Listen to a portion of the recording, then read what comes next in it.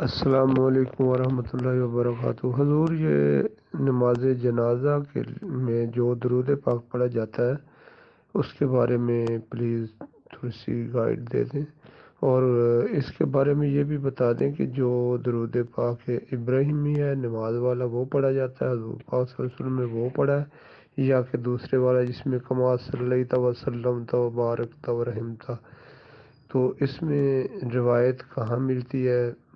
حوالہ پلیز دے دیں، جزاک اللہ۔ وعلیکم السلام ورحمۃ اللہ وبرکاتہ۔ نماز جنازہ میں دوسری تکبیر کے بعد فرضوں میں پڑھا جانے والا درود ابراہیمی پڑھنا ہی افضل ہے۔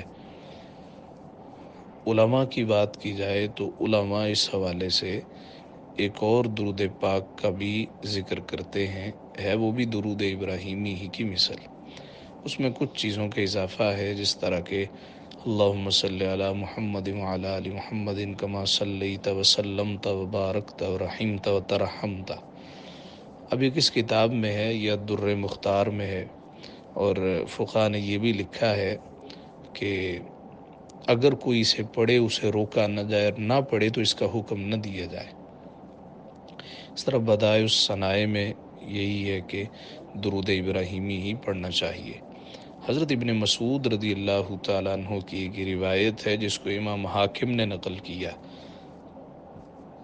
انہوں نے حضور علیہ السلام سے، یعنی ابن مسعود نے نبی صلی اللہ علیہ وسلم سے نقل کیا ہے، جس میں بارکت کے بعد وترحمت علی ابراہیم کا اضافہ ہے، لیکن اس کی سند پر کلام ہے۔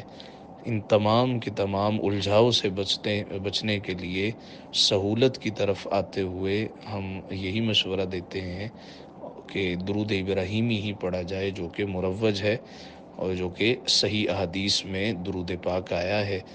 نمازوں میں بھی درود ابراہیمی پڑھا جاتا ہے، اور جنازے میں بھی یہی درود پاک پڑھنا افضل، اولیٰ اور اعلیٰ ہے۔